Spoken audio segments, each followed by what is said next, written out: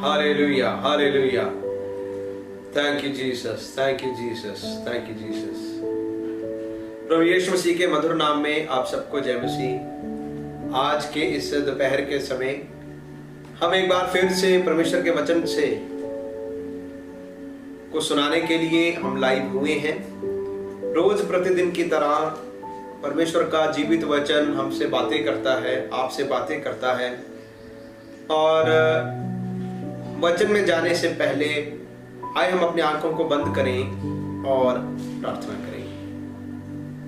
हमारे स्वर्गीय पिता, हम आपका धन्यवाद, आपके नाम को धन्य कहते हैं मेरे राजा। आप कितने महान और धन्य खुदा बंधु।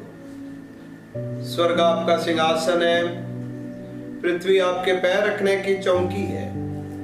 आपके हजूरी का एक दिन कहीं और के 1000 दिनों से उत्तम है। आप हमें संभालने वाले, आप हमें चलाने वाले, वचनों से दिलेरी देने वाले परमेश्वर हो। खुदाबंदा तारीफ करते हैं खुदाबंदा। लॉकडाउन के इतने दिन बीतने पर भी प्रभु आपने हमें संभाला, यहाँ तक आप हमें लेकर आए, यहाँ तक आपकी करुणा अपने बच्चों के ऊपर बनी रही। इसके लिए तेरा धन्यवाद। रोज प्रतिदिन हम आपके पवित्र दास से वचन को सुनते आए हैं कि अपनी आंखें ऊपर की ओर उठाकर देखो। प्रभु आज हम एक नई बात को, नए विषय की ओर वचन को सुनने के लिए जा रहे हैं। आपके वचन का खुलना हमें प्रकाश दे, हमें शांति और तसल्ली दे। आज के युग के अनुसार, आज के हालातों के अनुसार आपका वचन हम सब के साथ बातचीत करे। विनती को सुने प्रभु यीशु मसीह के नाम से, आमीन, आमीन।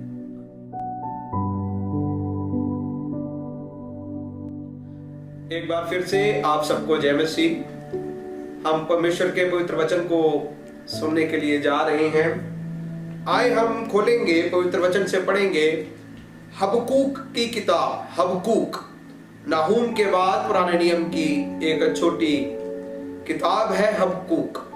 हबक्कूक पहला अध्याय 2 से लेकर 4 आयत तक, और उसके बाद हम पढ़ेंगे हबक्कूक 2 बाब और पहले आयत से लेकर 4 आयत तक। पहले हम पढ़ेंगे हबक्कूक पहला अध्याय 2 से 4 आयत। हे यहोवा, मैं कब तक तेरी दुहाई देता रहूंगा और तू ना सुनेगा? मैं कब तक तेरे सम्मुख उपद्रव चलाता रहूंगा? क्या तू उद्धार नहीं करेगा? तू मुझे अनर्थ काम क्यों दिखाता है? क्या कारण है कि तू उत्पात को देखता ही रहता है? मेरे सामने लूटपाट और उपद्रव होते रहते हैं और झगड़ा हुआ करता है और वाद विवाद बढ़ता जाता है। इसलिए व्यवस्था ढीली हो गई और न्याय कभी नहीं प्रकट होता। दुष्ट लोग धर्मी के घेरे लेते हैं, इसलिए न्याय का खून हो रहा है। आइए हम पढ़ेंगे हबक्कूक 2 अध्याय 1 से लेकर 4 आयत को पढ़ेंगे। मैं अपने पहरे पर खड़ा रहूंगा और गुम्मट पर चढ़कर ठहरा रहूंगा और ताकता रहूंगा कि मुझसे वह क्या कहेगा। मैं अपने दिए हुए उलाहने के विषय क्या उत्तर दूं?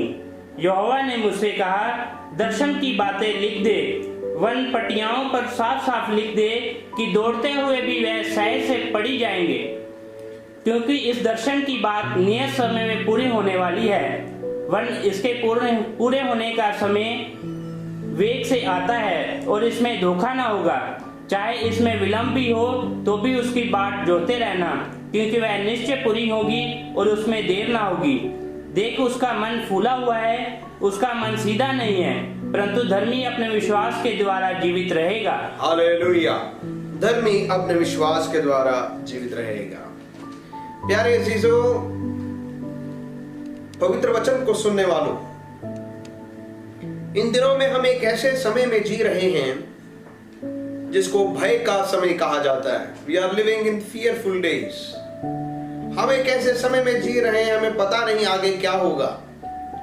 हमें पता नहीं कि आगे दुनिया के साथ पूरे संसार में माहौल कैसा बदलेगा। ऐसे एक समय में रहते हुए जब कई सवाल आपके और मेरे मन में हैं, रोज प्रतिदिन कोरोना वायरस के कारण मरने वालों की गिनती बढ़ती जा रही है। कुछ देशों में इसको काबू करना बड़ा मुश्किल हो गया क्योंकि गिनती बढ़ती जा रही है। कब्रें खोदी जाई जा रही हैं, दफन होने वालों की गिनती भी बढ़ती जा रही है। ऐसे हालातों में, ऐसे कंडीशंस में बहुत सारे लोग प्रार्थना भी करते हैं, अपने किवाड़ों को बंद करते हुए प्रभु के आगे उपवास और प्रार्थना में बैठकर भी रो रहे हैं कि प्रभु तेरा उत्तर कब आएगा। लेकिन कई लोग प्रभु में होते हुए भी ये सवाल भी प्रभु के आगे करते हैं कि प्रभु तू चुप क्यों है? क्या आप ये सब कुछ देख नहीं रहे? Are you not seeing all these disaster? Why are you silent? ऐसे हालातों में हबक्कूक की एक छोटी सी किताब हमें परमेश्वर के वचन से बहुत दिलासा देती है। हबक्कूक की किताब जब नबी हबक्कूक ने लिखा, ये 3 अध्याय की एक पुस्तिका है। 3 अध्याय में बहुत सारी गूढ़ी बातें लिखी गई हैं। अगर आप पहला अध्याय को देखेंगे, हबक्कूक पहला अध्याय, हबक्कूक का सवाल है, ए परमेश्वर तू कहां है? इतना उपद्रव हो रहा है, इतना नाश हो रहा है, तू कहां है? दूसरा अध्याय एक सही दृष्टिकोण है, परमेश्वर बातें करना हबक्कूक से शुरू हुआ। तीसरा जो अध्याय है वो परमेश्वर की स्तुति का है, जब हबक्कूक ने पहचान लिया कि ये क्यों हो रहा। इन समयों में आप और मैं इस समय शायद कुछ लोग पहले अध्याय में ही पहुंचे, कुछ लोग दूसरे अध्याय तक पहुंच गए, कुछ लोग तीसरे अध्याय में भी पहुंच गए, कुछ लोग अभी भी कह रहे प्रभु ये क्यों हुआ।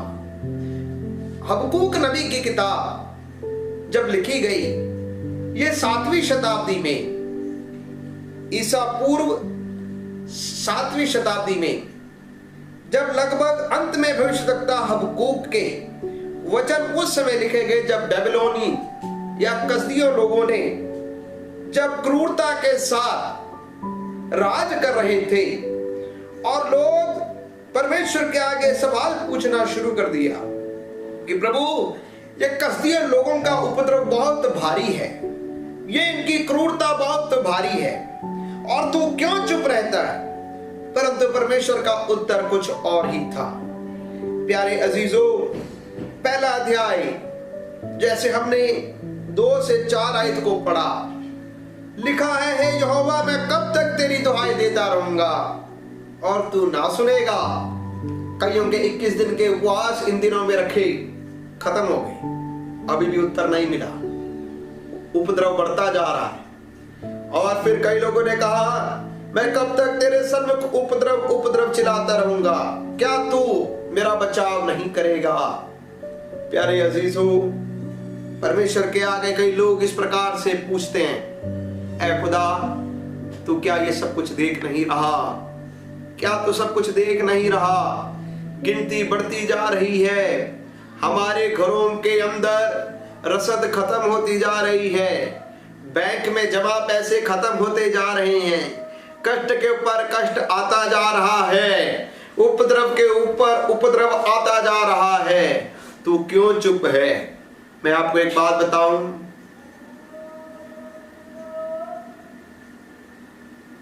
परमेश्वर का उत्तर आपके समय के अनुसार नहीं मिलता।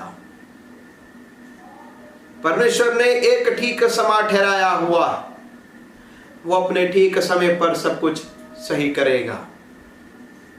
हबक्कूक 2 की 4 आयत वचन से पढ़ेंगे। हबक्कूक 2 बाब और उसकी 4 आयत को पढ़ें। देख उसका मन फूला हुआ है, उसका मन सीधा नहीं है, परंतु धर्मी अपने विश्वास के द्वारा जीवित रहेगा। धर्मी अपने विश्वास के द्वारा जीवित रहेगा। Hallelujah, hallelujah. वचन में लिखा, परमेश्वर कह रहा है तुम मेरे आगे जितना मर्जी ये उपद्रव बोलते हो तो भी मैं तुम्हें एक वचन आश्वासन का देता हूं कि परमेश्वर अपने ठीक समय पर कार्य करेगा और धर्मी लोग विश्वास से जीवित रहेंगे। आप मेरे साथ कहें, धर्मी व्यक्ति विश्वास से जिएगा। पंजाबी में है, धर्मी बंदा नेचा दे नाल जिएगा। Hallelujah, hallelujah. क्योंकि धर्मी व्यक्ति बुरी खबर से नहीं डरता। हबक्कूक पहला अध्याय 1 से लेकर 2 आयत तक अगर हम ध्यान दें, दूसरी आयत स्वर्ग की खामोशी है। पहला अध्याय दूसरी आयत, हे यहोवा मैं कब तक तेरी दुहाई देता रहूंगा और तू ना सुनेगा। क्या आपने कभी अपने जीवन में ऐसे मौके को पाया है जब स्वर्ग खामोश रहा हो, जब कोई उत्तर आपको ना मिला? वचन में कई ऐसे हालात थे जब कोई उत्तर नहीं मिला, परमेश्वर खामोश रहा। गतसमनी के बाद में यीशु के आगे जब दुख का कटोरा सामने था, सलीबी मौत का कटोरा उसके सामने था, उसने 3 बार परमेश्वर के आगे पुकार के कहा, तेरी इच्छा हो तो ये कटोरा मेरे से हटा ले, पर मेरी नहीं, तेरी इच्छा पूरी हो तो भी। स्वर्ग से कोई आवाज नहीं आया। पौलुस रसूल अपने कष्ट के बारे में 3 बार प्रभु के आगे प्रार्थना करके कहता है, ऐ खुदा, ये कांटा जो मेरे शरीर में चुभाया गया है इसे दूर कर। परंतु परमेश्वर ने उसको दूर नहीं किया। परमेश्वर ने कहा, मेरा फजल तेरे लिए काफी है। लाजर मर गया। जब लाजर मर गया, 4 दिन मरने के बाद भी यीशु उसके बाद आता है। लाश से सड़ियांद आ रही है। यीशु उस मृतक जगह पर लाजर के मौत से पहले नहीं गया। यीशु समय खामोश था, लेकिन यीशु अपने समय पर उस जगह पर गया। ये कोरोना वायरस के इन हालातों में बहुत सारे लोग पुकार रहे हैं, प्रभु ये कब ये उपद्रव खत्म होगा? तेरी खामोशी कब आवाज में तब्दील होगी? तेरी खामोशी कब दूर होगी? प्रभु क्या तू नहीं देख रहा? क्या तू नहीं उत्तर दे रहा? 3 और 4 आयत धरती के ऊपर किए हुए पापों का विचार है। लिखा, तू मुझे अनर्थ काम क्यों दिखाता है? क्या कारण है कि तू उत्पात को देखता ही रहता है?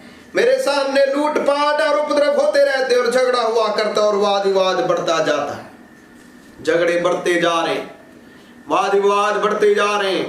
पिछले दिनों में मैं एक टीवी में न्यूज को देख रहा था।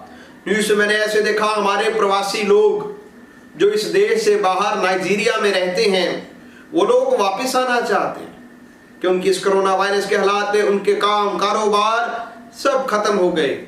उनको डर हो गया और वो वापस आना चाहते हैं, लेकिन वहां के स्थानीय लोगों ने उनको लूटपाट करना शुरू कर दिया, उनके घर की चीजों को लूटना शुरू कर दिया और ऐसे लोगों के ऊपर हमले करने शुरू हो गए।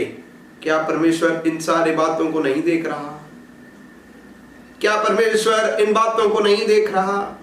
पिछले दिनों में कितने लोग, मजदूर लोग ऐसे सड़कों के ऊपर चलते जा रहे हैं। क्या खुदा नहीं देख रहा? क्या परमेश्वर हमारे हालातों को नहीं देख रहा? परमेश्वर का उत्तर तब आया, प्यारे अजीजों, कसदियों लोगों ने उनके ऊपर बड़ा उपद्रव किया। जब उनके ऊपर उपद्रव किया, हबक्कूक का उत्तर कब मिला? हबक्कूक नबी की किताब 2 अध्याय पहले आयत को हम पढ़ेंगे। क्या लिखा है? मैं अपने पहरे पर खड़ा रहूंगा और गुम्मट पर चढ़कर ठहरा रहूंगा और ताकता रहूंगा कि मुझसे वह क्या कहेगा। बस लिखा है, मैं अपने पहरे पर खड़ा रहूंगा और गुम्मट पर चढ़कर ठहरा रहूंगा और ताकता रहूंगा कि मुझसे वह क्या कहेगा। मैं अपने दिए हुए उलाना के विषय क्या उत्तर दूं? हबक्कूक यिर्मयाह नबी का कंटेम्पररी था। यिर्मयाह नबी जब जी रहा था उस समय हबक्कूक भी था। कसदियों के द्वारा किए गए उपद्रव यिर्मयाह नबी 5 अध्याय 30 और 31 में भी यिर्मयाह उपद्रवों के बारे में लिखता है। लेकिन पवित्र वचन के अनुसार प्यारे अजीजों, ये सारे उपद्रव, ये सारे कष्ट, ये सारे तंगियां आने के बावजूद भी एक बात मैं आपको बताना चाहता हूं, परमेश्वर के विचार और मनुष्य के विचार में जमीन आसमान का फर्क है। पढ़ेंगे यशायाह नबी की किताब 55 उसका 8 और 9वीं आयत को पढ़ेंगे। The book of Isaiah chapter 55 verse 8 and 9। यशायाह 55 8 और 9 आयत को पढ़ें। क्योंकि यहोवा कहता है, मेरे विचार और तुम्हारे विचार एक समान नहीं है, ना तुम्हारी गति और मेरी गति एक सी है। लिखा है कि ना तुम्हारी गति मेरी गति एक सी है, तुम्हारे विचार और मेरे विचार एक से नहीं है। क्योंकि मेरी और तुम्हारी गति में और मेरे और तुम्हारे सोच विचारों में आकाश और पृथ्वी का अंतर है। हालेलुया। परमेश्वर की गति पर और हमारी गति, परमेश्वर की सोच और हमारी सोच में जमीन और आसमान का फर्क है। इस बात को जाने, हमारी सोच के अनुसार कुछ बातों का कोई अर्थ नहीं लग रहा तो भी परमेश्वर के लिए वो अर्थ है। हमारी सोच के अनुसार जो कुछ हो रहा है ये सब व्यर्थ हो रहा है तो भी परमेश्वर की सोच में ये व्यर्थ नहीं कुछ हो रहा। ये जो भी हालात हो रहे हैं परमेश्वर जानता है। परमेश्वर गूंगा और बोला नहीं कि वो देख नहीं सकता, वो अंधा नहीं, वो सुन नहीं सकता कि वो बहरा नहीं, वो बोल सकता है, वो बोल सकता है। मेरे प्यारे अजीजों, हबक्कूक 2 अध्याय उसकी पहली आयत में लिखा है, यह सारी कंप्लेंट करने के बाद वो कहता मैं अपने पहरे पर खड़ा रहूंगा और गुम्मट पर चढ़कर ठहरा रहूंगा और ताकता रहूंगा कि मुझसे वे क्या कहेगा, मुझसे वो क्या कहेगा। प्यारे जो हर एक विश्वासी का, परमेश्वर के भक्त बंदे का एक प्राइवेट चैम्बर, एक प्राइवेट एक स्थान है जहां पर वो परमेश्वर को देखता है, जहां पर वो परमेश्वर को ताकता है। ये हालात कैसे भी बदले तो भी परमेश्वर आप क्या कहना चाहते हैं। बहुत सारी आवाजें आ रही हैं, बहुत सारी बातें हम न्यूज में सुनते हैं, वैक्सीन इतने दिन में बन जाएगा, राजनीतिक लोग ये कह रहे हैं, कुछ लोग कहते हैं लॉकडाउन एक्सटेंड हो जाएगा, कुछ लोग कहते हैं कि नहीं ये हालात बदलते बदलते साल लग जाएगा, कुछ लोग कहते हैं कि नहीं ये बदलने के बावजूद एक बार दोबारा से फिर से ही होगा। कितनी खबरें आप और मैं सुनते। हबक्कूक कहता है ये सारी आवाजों को सुनने के बावजूद भी मैं अपने पवित्र, मैं गुम्मट पर चढ़कर ठहरा रहूंगा और मैं सुनूंगा कि तू क्या कहना चाहता है। क्या आप और मैं इन दिनों में परमेश्वर को कहेंगे, परमेश्वर आप क्या कहना चाहते हो, इन हालातों में आप क्या कहना चाहते हो, हम आपकी आवाज को सुनना चाहते हैं। जब उसने कहा, जब उसने ये कहा कंप्लेंट करने के बाद, प्रभु आप क्या कहना चाहते हो, परमेश्वर ने उत्तर दिया, धर्मी बंदा विश्वास से जीवित रहेगा। ये बात, ये आयत, ये वचन जो लिखा गया धर्मी बंदा विश्वास से जीवित रहेगा, नए नियम में 3 जगह पर लिखा, रोमिया, गलातिया और इब्रानिया की पत्री में 3 जगह पर यह बात लिखी गई, धर्मी व्यक्ति विश्वास से जीवित रहेगा। लेकिन अगर आप उसके नीचे नीचे पढ़ेंगे, परमेश्वर उसका कारण बता रहा है, ये उपद्रव आने के कारण उनको बता रहा है, ये हालात ऐसे बिगड़ के उसके हालातों को कारण बता रहा है। परमेश्वर कह रहा है दाख मधु से धोखा होता है, अहंकारी पुरुष घर में नहीं रहता, वो बाहर घूमता रहता है। हाय उस बंदे पर जो पड़ोसी को कहता है मेरे साथ आकर पी, हाय उस बंदे के ऊपर जो खुदी हुई मूर्त को देखकर उसको पूछते हैं, हाय उनके ऊपर जो झूठे सिखाने वाले और ढली हुई मूर्त से लाभ देखकर मूर्तें बनाते हैं, हाय उन झूठे नबियों के ऊपर। ये सारी बातों को कहने के बाद 20 आयत पर परमेश्वर कहता है परंतु यहोवा अपने पवित्र मंदिर में रहे, सारी पृथ्वी उसके सामने शांत रहे। परमेश्वर कहां है? Where is God now? इन हालातों में परमेश्वर कहां है? परमेश्वर के वचन में लिखा परमेश्वर अपने पवित्र जगह पर है, सारी धरती खामोश रहे। क्यों खामोश रहे? ये जो कुछ भी हालात बदल गए, ये किसी और कारण नहीं, ये आपके और मेरे ही कारण के हुआ है, ये हमारे ही गलतियों के कारण हुआ है। वचन हमें सिखा रहा है जागो, जागो, तुमने अपने घरों को अन्याय का लाभ के साथ अपने घरों को भरा है, तुमने लूट लूट कर अपने घरों को भरा है। हबक्कूक नबी होते हुए उसको परमेश्वर कह रहा है ये दर्शन की बातों को लिख और ये किताब तेरे नाम से जानी जाएगी। आज नबी बहुत कम हैं, आज वो प्रॉफिट बहुत कम नजर आते हैं जो देश को और लोगों के उनके पापों को याद दिला रहे हैं। मेरे प्यारे अजीजों, खुशहाली का प्रचार करना बहुत आसान है, लेकिन वो नबी भी चाहिए जो यूहन्ना बपतिस्मा देने वालों के मानिंद कहते हैं, हे शाम के बच्चों तौबा करो, मन फिराओ, क्योंकि परमेश्वर का राज निकट है। ये जो कुछ भी हो रहा हमारे पापों के कारण, हमारे उपद्रव के कारण, हमारी लूट के कारण, हमारी हत्याओं के कारण, हमारे नगरों के अंदर हमने अन्याय किया उसके कारण, वचन हमें सिखा रहा, जागो हे सोने वालों तुम जागो, हे कलीसिया तुम जागो, हे पृथ्वी के लोगों तुम जागो, तुम्हारे हाथ खून से भरे हुए जागो। परमेश्वर कहां है? परमेश्वर अपने पवित्र जगह पर है, परमेश्वर अपने पवित्र जगह पर है। खुदा सिखा रहा, जो कटोरा परमेश्वर के दाहिने हाथ में रहता है वह घूमकर तेरी ओर भी आएगा, तेरा वैभव तेरी छांट से अशुद्ध हो जाएगा, तेरी शान सब कुछ छाटी जाएगी। क्या ये इन दिनों में जितनों की शान थी सब छांटी नहीं गई? क्या जिन्होंने लूट लूट कर उन्होंने रखा, क्या वो लोग भी आज सोचने पर मजबूर नहीं हो गए? क्या डर और भय में वो लोग भी नहीं बैठे? सोने वालों जागो, मूर्ति पूजा छोड़ो, प्रभु यीशु मसीह को कबूल करो, वो तुम्हारे निकट आना चाहता है। परमेश्वर को जानने वाले, चाहे आप मूर्ति पूजा प्रत्यक्ष रूप में ना करते हो तो भी विश्वासियों के लिए मूर्ति पूजा क्या है? पहला शमूएल 15 अध्याय 22 आयत को पढ़ेंगे, 22 और 23 आयत को पढ़ेंगे। पहला शमूएल 15 बाब उसकी 22 और 23 आयत को पढ़ेंगे। शमूएल ने कहा, क्या यहोवा होमबलि और मेलबलियों से उतना प्रसन्न होता है जितना कि अपनी बात के माने जाने से प्रसन्न होता है? सुन, मानना तो बलि चढ़ाने से और कान लगाना मेढ़ों की चर्बी से उत्तम है। देख, बलवा करना और भावी कहने वालों से पूछना एक ही समान पाप है, और हठ करना मूर्तों और ग्रह देवताओं की पूजा के तुल्य है। बस लिखा है हठ करना, जिद करना, विरोध करना, पंजाबी में लिखा बगावत करना, मूर्ति पूजा के समान है। कलीसिया के लोगों, विश्वासियों, हम किस प्रकार से बगावत करते हैं? ये कौन सी बगावत की आत्मा आई जो मूर्ति के समान बन गया? कौन सी बगावत की आत्मा आई?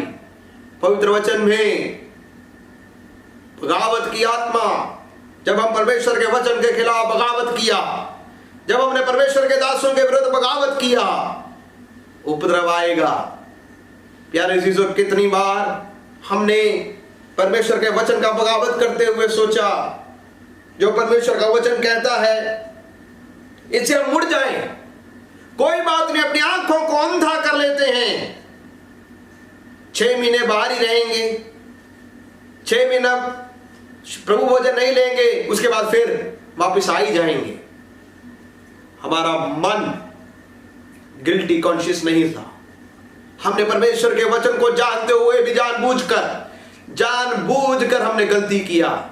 ये नहीं कि हमें वचन नहीं पता था, पता होने के बावजूद भी हमने खुद अपने पैरों पर कुल्हाड़ी मारी। जिन बातों के लिए परमेश्वर ने वर्जित किया, हमने खुद उन बातों को अपनाया। जिन बातों के लिए परमेश्वर ने कहा ये कभी ना करना, हमने कहा कि मैं ये करूंगा।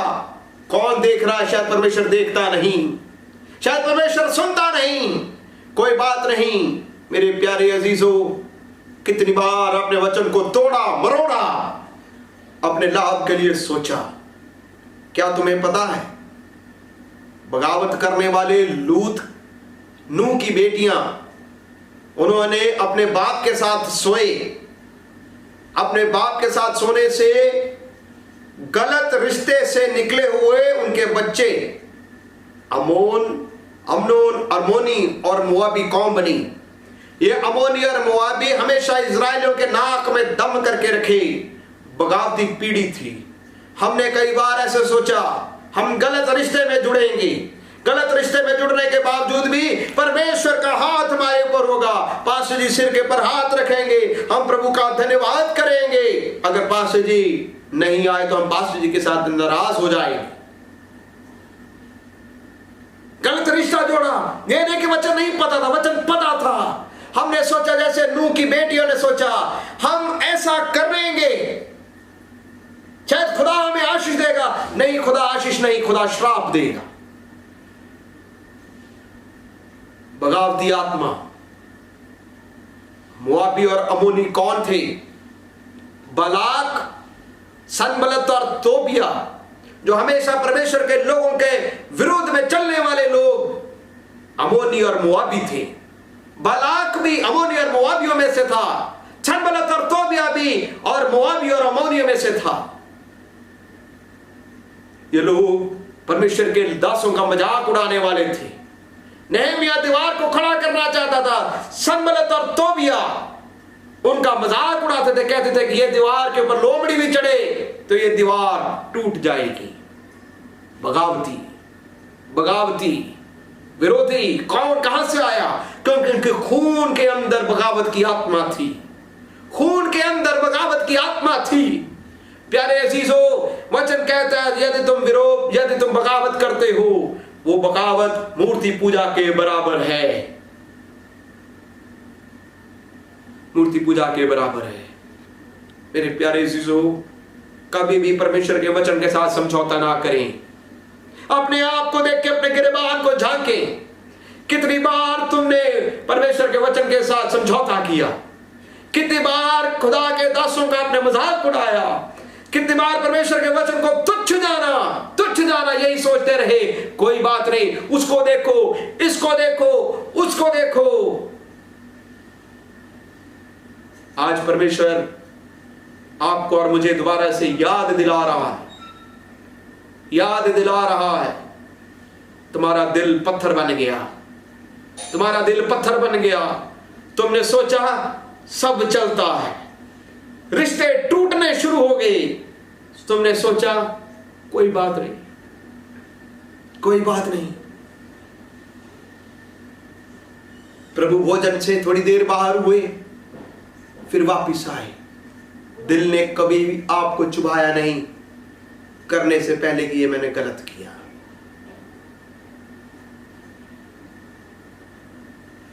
वचन को जानते हुए भी शराबियों के साथ जुड़ गए। वचन को जानते हुए भी गैर कौमों के साथ जुड़ गए।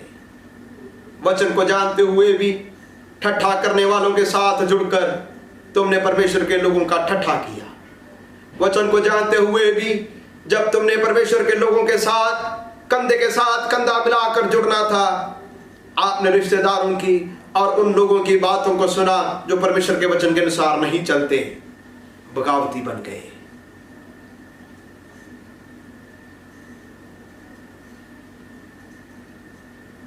उपद्रव आने के बाद जब आप एकांतता में अकेले होते हुए जब प्रभु से पूछोगे, प्रभु ये उपद्रव क्यों हो रहा, परमेश्वर कहेगा बाहर देखने से पहले अपने अंदर देखो। बाहर देखने से पहले अपने अंदर देखो, अपने आप को सुधारो। अपने आप को सुधारो, अपने आप को सुधारो। परमेश्वर की मेज कभी भी अपवित्र ना होने देना। परमेश्वर की मेज को कभी हल्का ना समझना। परमेश्वर के दंड को कभी हल्का ना समझना। ये जो कुछ भी हालात हो रहे, खुदा खामोश है। तुम्हारे दिल के अंदर आ रहा, खुदा क्यों खामोश है? हम प्रार्थना करते रहते, खुदा ये कोरोना वायरस जल्द से जल्द इस दुनिया से चला जाए। ये मेरी भी प्रार्थना है, परंतु इससे पहले आज मेरी ये प्रार्थना बदलती है और मैं कहता हूं, खुदा अशुद्धताई को दूर करो। ओ मेरे अंदर की अशुद्धताई को दूर करो, मेरी अशुद्धताई को दूर करो। तीसरा अध्याय जब हबक्कूक ने समझ लिया, हबक्कूक ने इस बात को समझ लिया कि उपद्रव का कारण क्या है, हबक्कूक नबी कहता है, 3 अध्याय उसका 2 वचन, ए यहोवा मैं तेरी कीर्ति को सुनकर डर गया। ये यहोवा वर्तमान युग में अपने काम को पूरा कर, इसी युग में तो उसको प्रकट कर, क्रोध करते हुए भी दया करना याद कर। मेरा ईश्वर तेमान से आया, पवित्र ईश्वर प्राण पर्वत से आ रहा है, उसका तेज आकाश पर छाया हुआ है, पृथ्वी इसकी स्तुति से परिपूर्ण हो गई है। प्यारे यीशु, जब आप अपने जीवन को प्रभु के आगे शुद्ध करेंगे, आपकी प्रार्थना गीतों में बदल जाएगा। जब आप हबक्कूक के समान कहोगे कि नहीं खुदा, जो कुछ हो रहा है, धरती कांप रही है, पर मैं इस बात को जानता हूं तू बहुत जल्दी आ रहा है। और फिर वो कहता है, उसकी 17 आयत में कहता है, चाहे अंजीर के वृक्ष में फूल ना भी लगे, चाहे दाखलताएं ना फल लगे, जलपाई के वृक्ष से केवल धोखा ही पाया जाए, खेतों में अन्न ना उपजे, भेड़शालाओं में भेड़ बकरियां ना भी रहे, ना थानों में गाय बैल हो, तो भी मैं यहोवा के कारण आनंदित और मगन रहूंगा, अपने उद्धारकर्ता परमेश्वर के द्वारा अति प्रसन्न रहूंगा। यहोवा परमेश्वर मेरा बलमूल है, वह मेरे पांव हिरनी के समान बना देता है, वह मुझको मेरे ऊंचे स्थानों पर चलाता है। एक समय आ रहा, फूल नहीं भी लगेंगे, अंजीर के वृक्ष में चाहे कोई फूल ना लगे, दाखलताओं में कोई फल ना लगे, भेड़शालों में कोई बकरी ना रहे, तो भी ये समझना गॉड इज इन कंट्रोल। वो आपसे और मेरे से बातें कर रहा है। आए हम अपने जीवनों को पवित्र करें और जाने कि नहीं, कुछ भी हो जाए मैं उसी की आराधना करूंगा, मैं उसी की आराधना करूंगा। परमेश्वर को शिकायत करने के बजाय मैं अपने जीवन को देखूंगा। और धर्मी बंदा, तेरा वचन कहता है विश्वास से जीवित रहेगा। आज तक जिंदा रखा, तू आगे भी हमें जिंदा रखेगा। तेरा वचन पक्का है जो कहता है धर्मी बंदा विश्वास से जीवित रहेगा। मैं तेरे इंतजार कर रहा हूं, हमारी प्रार्थनाओं को सुने। आए हम अपनी आंखों को बंद करें।